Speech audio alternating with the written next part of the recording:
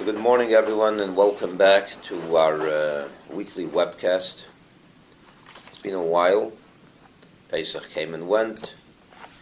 So today, I'm going to talk about the period of time that we are in.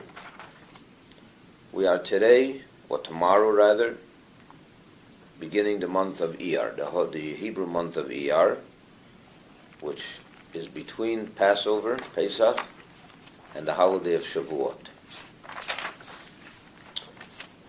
The holiday of Pesach begins on the 15th day of the month of Nisan. And God in the Torah says that on the 15th day of the month of the first month, which is Nisan, we are to celebrate the holiday of Pesach. But what's interesting, and the same thing he says about Sukkot. On the 15th day of the month of Tishrei, we should celebrate Sukkot. Rosh Hashanah, he says, the first day of the month of Tishrei is Rosh Hashanah. Yom Kippur is the 10th day of the month. Every day, every holiday is given a date in the calendar, when to celebrate it. There is one holiday in the Jewish calendar that does not have a date on the calendar, and in the Jewish year, that is not attached to a date in the calendar. And that is the holiday of Shavuot. Nowhere in the Torah you're going to find that on the 6th day of the month of Sivan, which is when it falls out, you should do Shavuot. It doesn't say that. What does it say? It says that Shavuot should be celebrated 50 days after the second day of Pesach. No matter when it is. If a month is 30 days or 29 days, sometime in those days, months could either be 29 or 30, depending on when they saw the new moon. But it made no difference. It wasn't always the 6th of Sivan. Shavuot did not always fall on the 6th of Sivan those days. But it always fell 50 days after the first day of Pesach, the second day of Pesach. Let me explain. Why is that? Which tells us, by the way, that Shavuos is not an independent holiday. It's linked to Pesach. It's linked to Passover.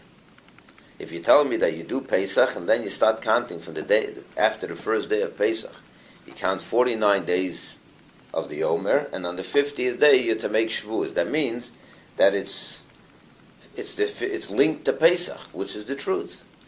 The truth of the matter is that Pesach, the counting of the Omer, and the holiday of Shavuos is really one long stretch. It's one unit. They're not separated.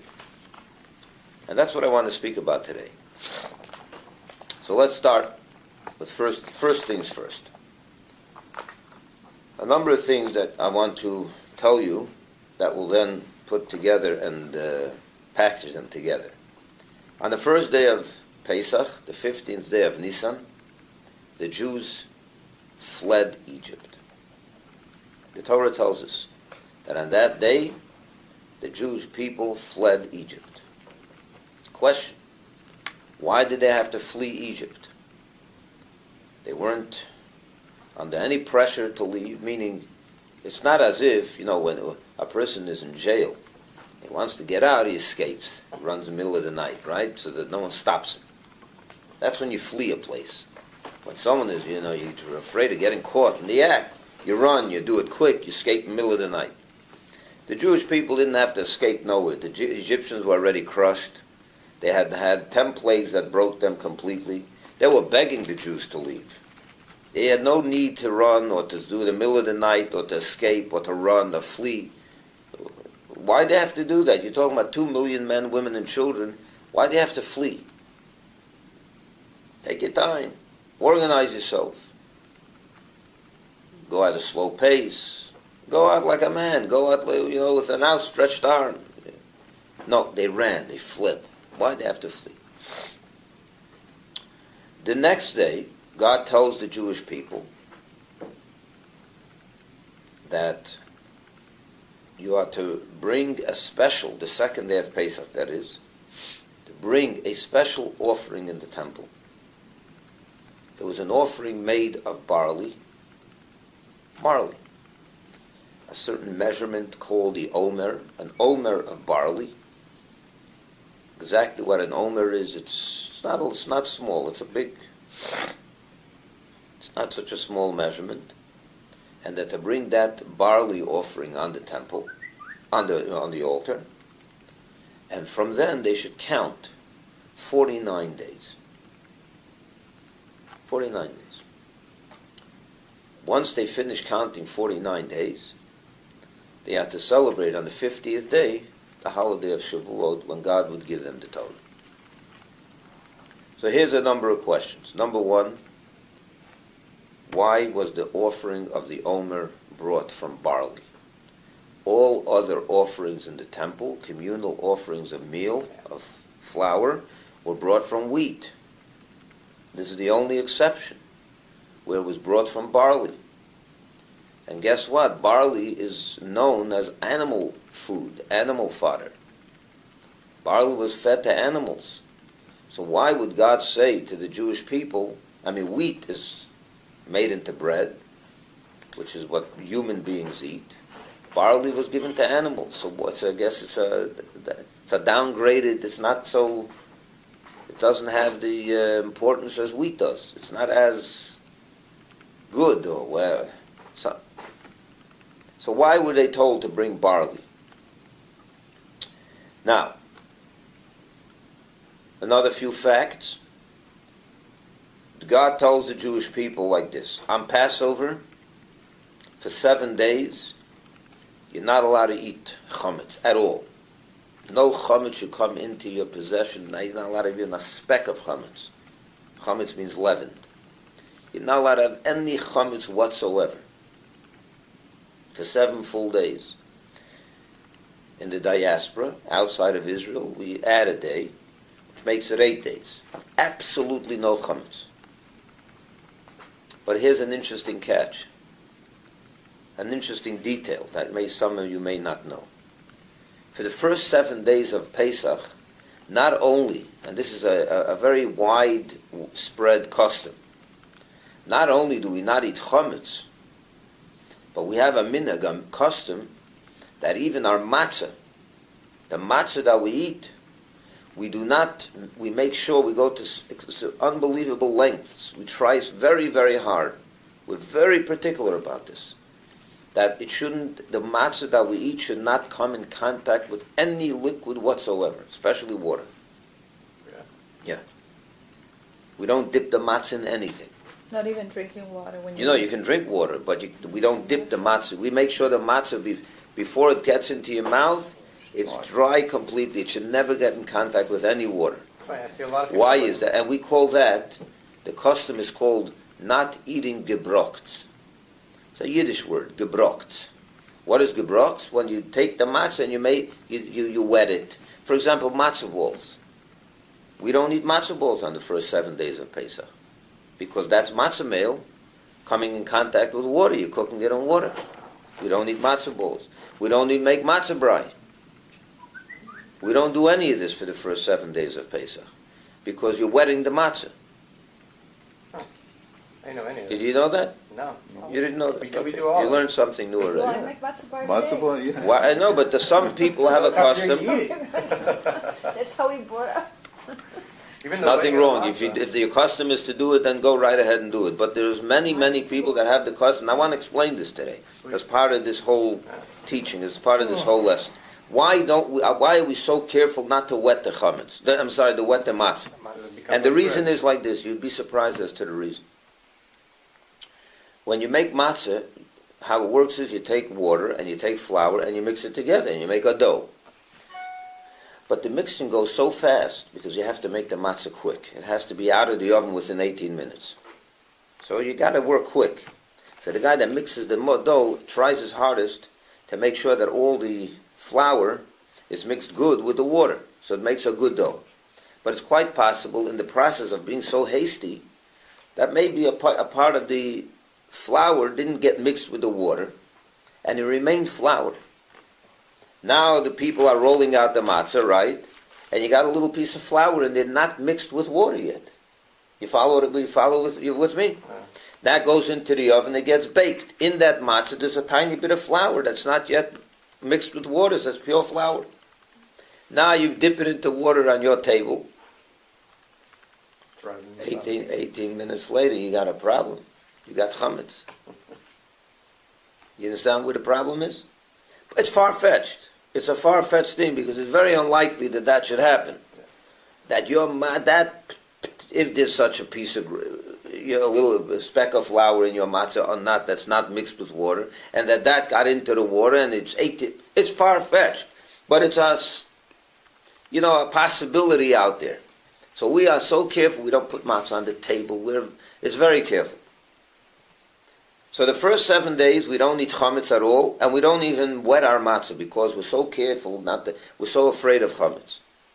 But here's the interesting thing: on the 8th day of Pesach, listen to this. On the 8th day of Pesach, we relax that custom. The 8th day of Pesach, we don't have any chametz whatsoever. But we do wet, our matzah. On the 8th day of Pesach, we have matzah balls, and we have matzah brai, and we have everything made out of matzah. There's no limits. You can wet the matzah. You can do anything you want with the matzah. But chametz, absolutely not. Because it's still Pesach. So here's the question. If we're worried about chametz, if we're worried that there might be a speck of flour in that matzah that has not been mixed with water and now it could become chametz, suddenly that fear and that suspicion is not there on the 8th day. What happened on the 8th day? All of a sudden all the matzahs were zapped, all that possible flour that's in the matzah disappeared. I mean, what happened over here? If you're not allowed to eat chametz on the 8th day, then why are we not worried about that far-fetched chametz?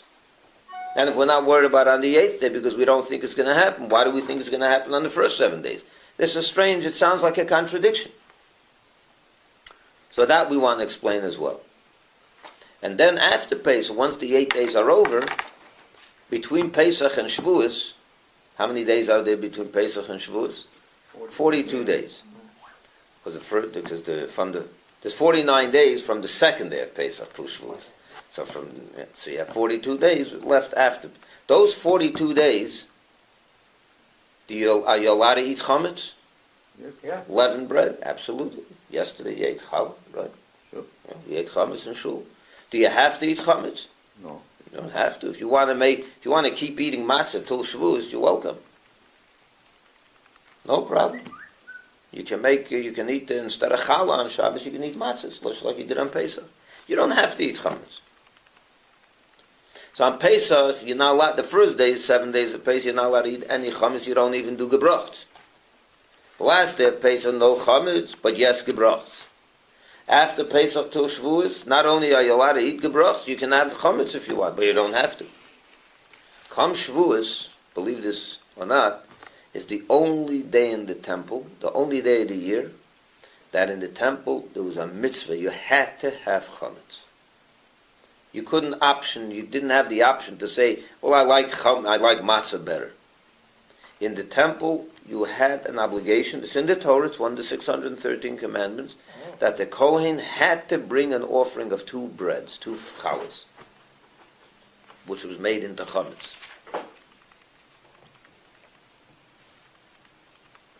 The only day of the year. In fact, it's interesting to note that was the only day of the year that you were allowed to bring chametz into the temple. All other offerings of bread was never leavened. It was always matzah. You weren't allowed to have leavened bread in the temple, except for Shavuos. I'm talking about communal offerings now. So this is a strange phenomenon. This is an interesting thing. Pesach, no chametz. The Omer days, optional. Shavuos, it's obligatory. Why is this?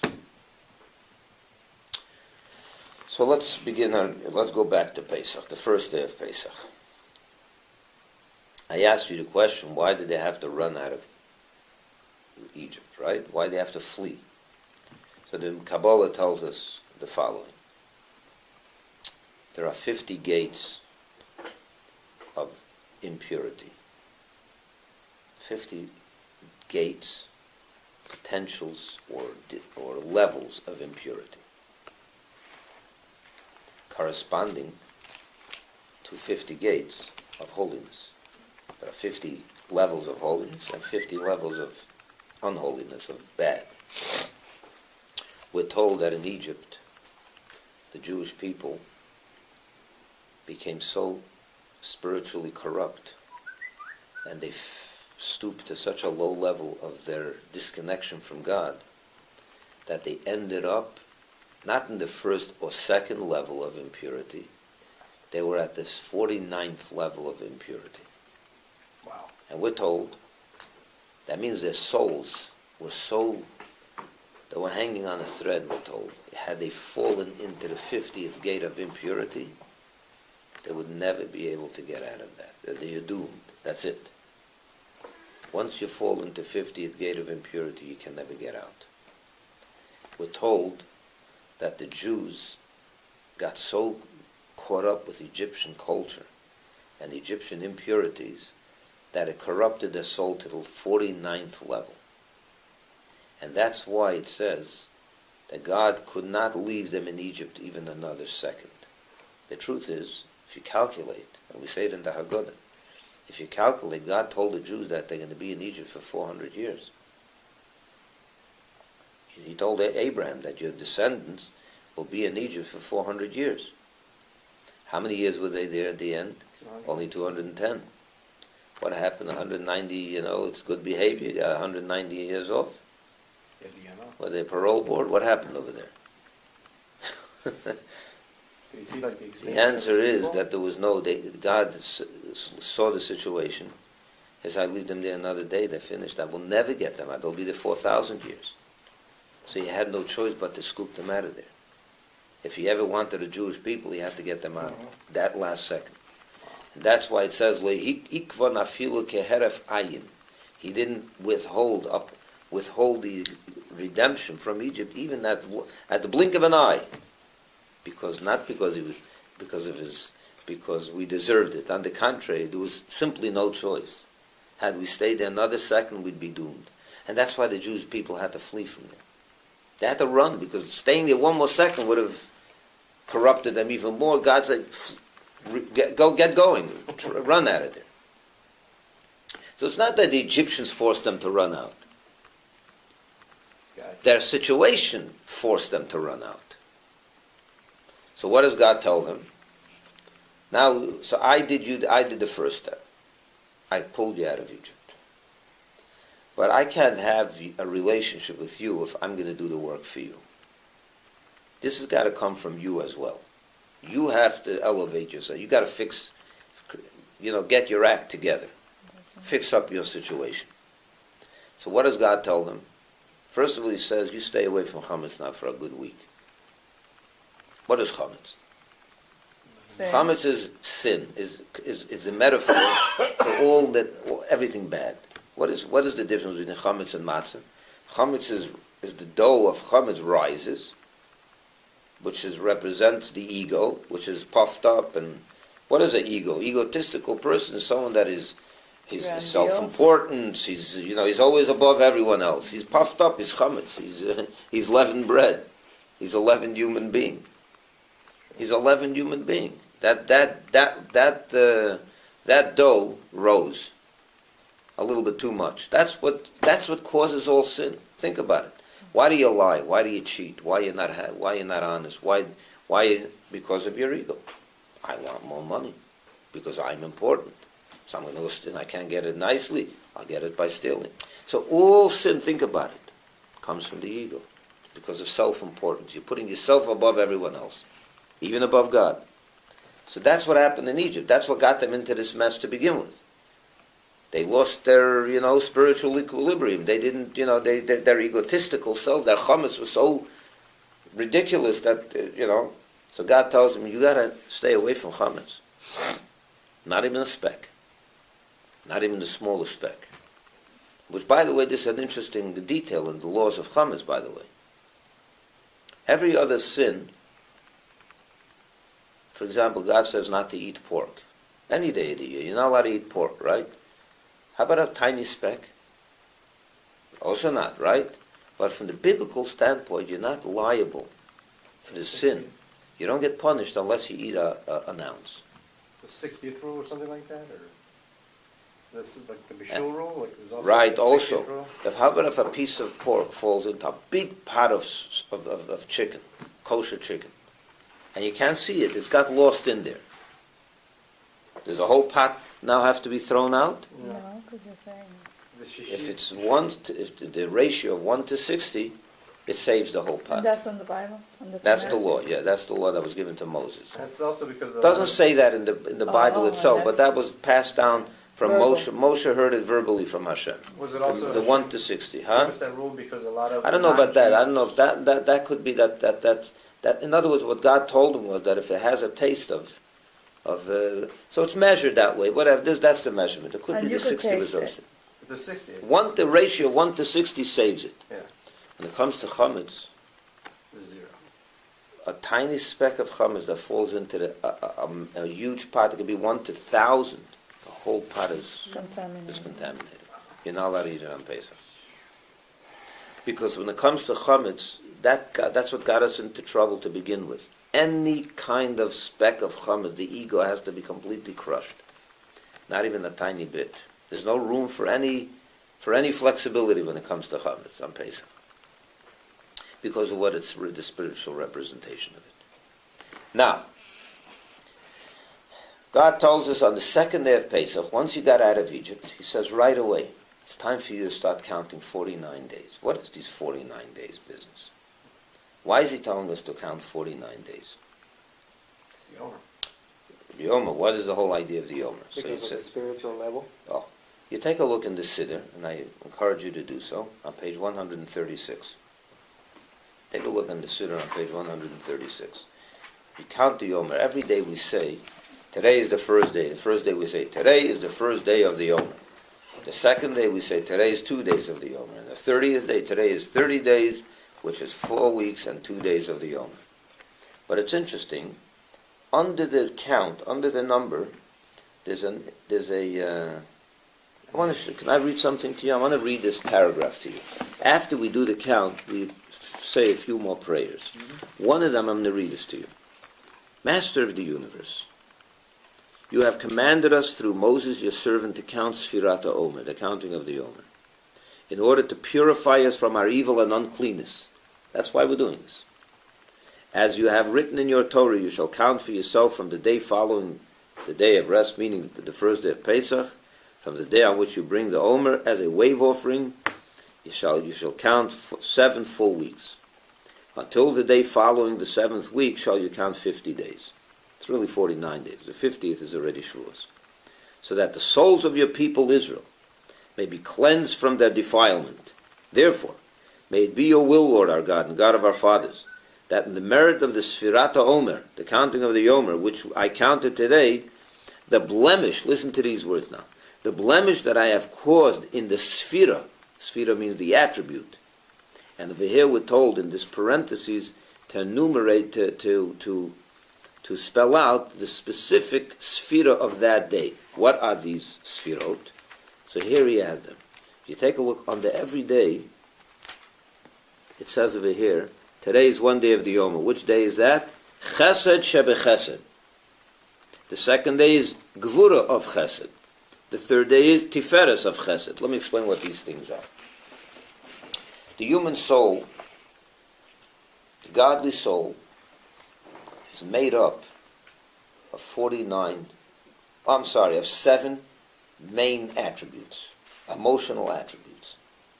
Love, attraction, kindness is 1. Rejection, hate, judgment is 2. Compassion would be 3. Endurance, the 7. These 7 are made up of all 7. So let's take the first one, our love. Is love a good thing? It is, always. Not always. Depends. Sometimes it hurts. Very good to love your wife, but very bad to love someone else's wife. Oh, yeah. Right? That's no good. That's bad. You're right. Correct? Absolutely. Right. So we get that. So love is a nice thing when it's properly, it's placed in the right, it's in the right place. Could you imagine a judge with show love to a major criminal and you don't have to go to jail. A murder, that's misplaced love, right? That's not good. O.J. Simpson. I don't know, I'm not getting into details. But the point is, love is good, but it can also be a destructive force in the wrong time, in the wrong place. Whoever, there's many examples. Rejection is a good thing or a bad thing? Depends. If you're rejecting your children, terrible thing. If you're rejecting those things that you have to reject, very good thing. Is hate a bad thing or a good thing? It's good or bad? If you hate evil, that's a good thing. You hate good people, terrible. You understand what I'm saying? So you have, hate is a strong word, but think about it. If someone despises evil, that's a good thing. That's healthy. Mm-hmm. That doesn't mean you have to sit there and wallow in your hate, of course. Think about good things. But you have to have a healthy person should despise evil. So each one of these attributes can go both ways, can go many ways. Each of the attributes can go 7 ways. Within love, within chesed, there's 7. There's chesed within chesed, gvura within chesed. For example, to give you an example, when a father or a mother disciplines their child, punishes their child, is that love or is that rejection? Love. What is that? I believe it's love. Well, it's both. It's rejection. They're punishing their child. They're rejecting their child. So it's gevura. It's judgment, right? But is it judgment or is it love? Where is it coming? What's the foundation of that act? And you know what I'm saying? Is that a father disciplining his child is gevura within chesed, because it's love. But it's love as it's being expressed through rejection. Why is he doing it? Because he loves him. So it's gevura within chesed. You understand what I'm saying? Makes sense. And this is true with all the attributes. And what does that mean? The 7 intertwined with all 7. How many is that? 49. So we're told on the Sfira to Omer to fix and purify the uncleanness of our souls. There are 49 ways that our souls can become corrupt. And there are 49 ways that our soul can be perfect. So every day, the counting of the Yom, and that's what we mean over here. May it be your will that we should have fixed today's Sfira, today's attribute. Every day has another attribute. The first is chesed within chesed. It should be directed properly. The second should be gvura within chesed. The third is compassion within chesed. The fourth is endurance within, and each one there's 49 levels. And because in Egypt we fell to the 49th level, we corrupted ourselves completely. So we have to now crawl out of that and fix those 49 levels. Reverse the cycle. Reverse it completely. What happens when we reverse it? We come to Shavuos. What happens on Shavuos? We go into the 50th gate of holiness. And that's what happened. God took us to Mount Sinai and brought us into the 50th gate of holiness. What did we say before? That had the Jews fallen into the 50th gate of unholiness, what would have been? They would be doomed forever. Which means that if God took us into the 50th gate of holiness, we are holy forever. You can never, ever fall again. So that's why he took us only to 49. That's why we say that anyone that was at Mount Sinai, and all souls were at Mount Sinai. God didn't just give the Torah to the people that were alive in a body then. It says all future souls were there. Which means he brought in every soul of this people into the 50th level of holiness, which means you're never ever doomed. You can never fall again to the 50th level of holiness. You can corrupt your soul, the 49 levels, but you can never fall into the 50th. That's what it means he chose this people. You're always going to be pure. You can never fall to the point where there's no hope anymore. That can't happen anymore.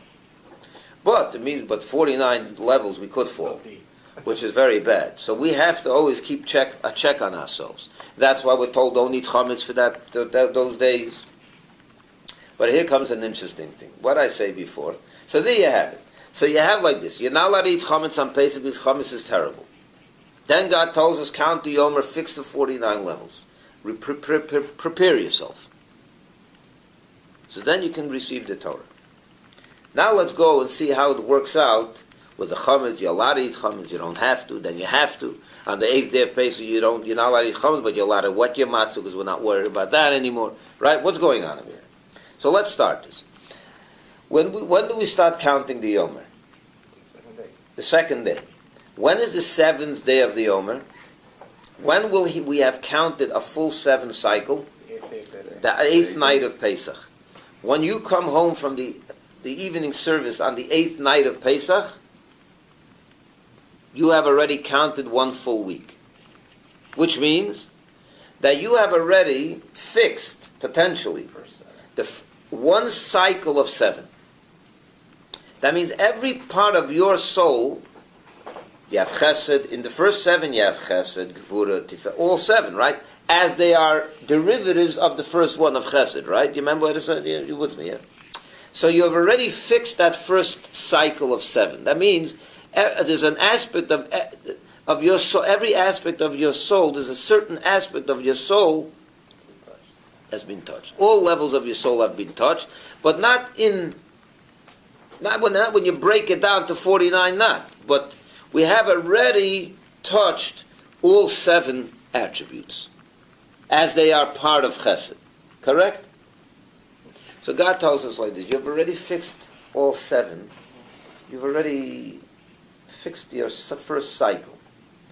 That means you've already gotten yourself out and fixed yourself to the point where we're no longer worried that far-fetched chametz is going to enter into your system. What's chametz? Chametz again is the ego, the negative.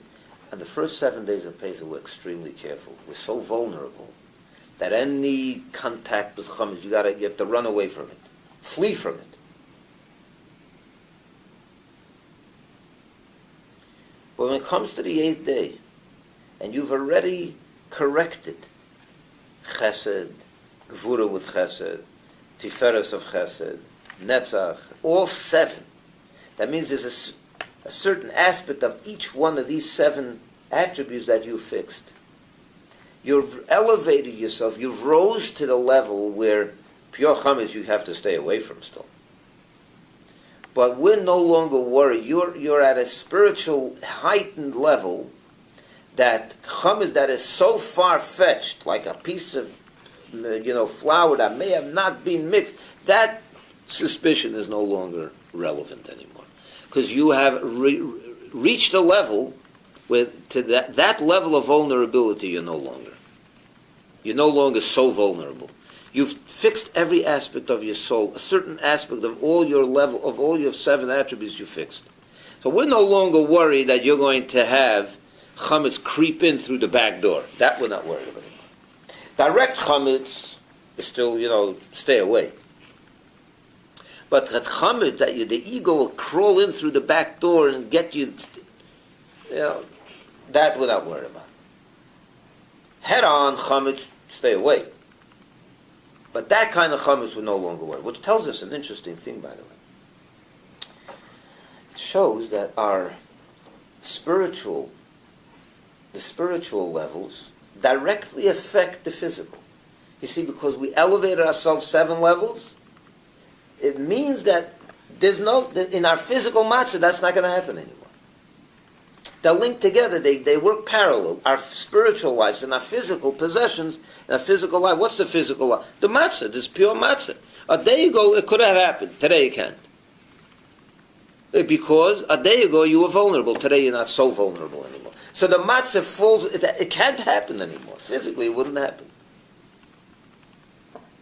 Once you left Egypt completely, once Pesach is over, we left Egypt. Now God says, you're ready to go into the 2nd week, right? You're going into the 2nd week of the Omer. Since you fixed a whole week, a full week, God says now like this: I want you, here's an interesting idea. I mean, we all know this, that the truth of the matter is, our job is to purify the whole world. Our job is to elevate, to make everything in the world part of God's reality, right? Jews? Our couches, our beds, our kitchens, our stoves, our hats, our clothing, our bodies, everything. Our food. Is chametz part of God's reality? Leavened bread is part of God's reality. Is it bad? Leavened bread. Is ego bad? By the way, let's talk about the ego. Is the ego always bad? What do you think? It usually is, Kabbalah right? teaches me that yes, ego is bad. It's bad, We all okay. egoistical, and that's what I learned. It's bad because we do everything for ego. But I'll show you that sometimes there's a healthy ego. Like, for example, when you have a kid today, a 20-year-old student on college campus, and he sees that there's all kinds of student bodies and movements that are demonstrating against the Jewish people, against Israel, against this, against that, and they're waving flags from this, that, and the other. And he's a lone Jew there. Becomes very intimidated. You could become very, scared and to retreat, and you don't want to show that you're Jewish, you're scared. But then there's another reaction. You have a student sometimes, I've seen that on YouTube, in these little clips. You have one guy It was crazy. that takes out a flag, a Jewish, Israeli flag, and he's parading in the college campus. One guy. And all the cameras are on him, and he's screaming slogans, Am Yisrael Chai, the Jewish people live, proud of his Judaism. Jewish pride, right? We call that Jewish pride. Is that a good thing? That's a very good thing. Is that an ego? I wouldn't call it ego, but I would call it pride. Yeah. Proud, pride. Wow. That means he's chametz. This is also leavened bread. He has to stand out. He's got to rise himself. Rise to the occasion. You know that slogan? Rise to the occasion? Yeah. Rise to the occasion is a good thing. When you have occasion, you have to speak up. You have to be that man, right? Speak about it. You got to rise up. That's a good and healthy ego. That's a holy ego. That's a good chametz. That's chametz that God wants you to elevate, to eat, even to bring into the temple. Because He wants our healthy self-esteem. He never wants our ego to make us crazy and divert us off God's path, which a lot of times can happen. That's why we got to have our ego under strict check, But sometimes you need a healthy ego. You need to have Jewish pride. You need to stand out. You have to rise to the occasion. Let that dough rise. Don't always be a flat matzah. Because a flat matzah a lot of people can step on. That should be on a t-shirt. Sometimes you have to be a challah. Sometimes you have to be puffed up. So God says like this. Listen to this. This is very interesting. On the 8th day you can eat gebrachts. Because we're not worried that'll turn chametz. That's not happening. You've already, connected enough. Right after Pesach, you left Egypt. The Egypt is gone. Now God says, I'm going to leave this up to you. If you think you're ready to elevate chametz, to eat it, and it won't divert you off the path, go eat it. If you feel you need an extra week of purification, another cycle of 7, a third cycle of 7, a fourth cycle of 7, if you think that your ego, you're still vulnerable, that pure chametz you don't want to eat, and you want to stay away from it, be my guest. Now, the next 6 weeks, He leaves it up to us. And every person is different. Some people, after 1 week of counting the Omer, and they've covered a whole cycle of 7 attributes, they're ready to introduce chametz into their life again, because it won't divert them, it won't destroy them. And they don't want to wait. I want to elevate the chametz as fast as I can. Other people, I'm still vulnerable. 1 week is not enough. I still have to keep my ego under check. And I'm not sure that if I eat chametz and bring it right back into my life so fast, it won't, confuse me. So this is all on the spiritual, psychological level. So God says, the next 6 weeks, I'm going to leave it up to you. You're smart enough to figure out when you're ready to introduce chametz into your life, when you're getting too much, stay away. It's up to you. It's like an addiction, yeah? We're addicted to our ego, right? That's the truth. We are addicted to our ego. It's an addiction. We're addicted to ourselves. Self-preservation, I want more money, pleasures. We're addicted to our ego. It's like any addiction. What was it the psychologist told you about an addict? certain addiction, he's addicted to pickles. Let's say a person's addicted to pickles, he can't stop eating pickles, or he's addicted to ice cream. And it's getting the best of him. He wakes up in the middle of the night, he wants an ice cream. In the morning, he always wants ice cream. You got to go see someone that'll get you off this addiction. It's too much. Doesn't mean you can never, ever eat an ice cream in your life again. No, it depends on you. The doctor, the psychologist will give you a program, say for the first week, don't even look at ice cream. Forget about eating it. The second week he'll tell you, you can smell ice cream. The third week, 1 scoop. And then, little by little, he'll ease you back into a healthy, normal relationship with ice cream, that you're not eating it 18 times a day. This is the same with Chabad. That's what God's telling us. During the days of the ego, you're addicted to your ego. So on Pesach, God says, don't even look at the ego. Don't even look at it. It shouldn't even be in your possession, let alone eat it. Don't even look at it. It shouldn't be in your possession at all. But after Pesach, he eases us into the healthy pride, healthy ego little by little. It's up to you. Each person has to figure himself out. Are you ready to have an ice cream, a little ego once a day? Are you ready? Or it's still too difficult for you? You still So God said, those 6 weeks, I'm leaving that up to you. You want to have chametz? Eat it. If you think you can handle it, it won't destroy you.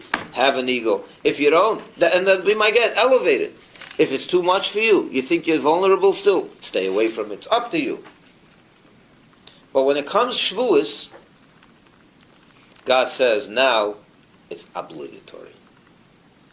Once you've finished 49 full days, and you've cleaned out every speck of chametz from your system, you've elevated all 49 levels, now I'm not giving you a choice anymore. Because if you don't bring chametz on Shavuos, what you're basically saying is chametz is out of my realm. It's not. It's the antithesis of God. Chametz is not the antithesis of God. Chametz has to be elevated. And once you finish the 49 days, God says, now you must bring chametz into the temple. It's the only time I taught, as I said. Now it's chametz te'ofena. You must bake chametz in the temple today. Because the ego must be reintroduced into Judaism. The ego must be offered on God's altar. So there you have it.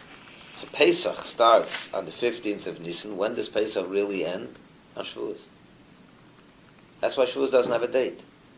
It's linked to Pesach. It's up to you. This is one long holiday. It's one long holiday. It's one long cleansing process. Wow. You flee Egypt. You start fixing your act.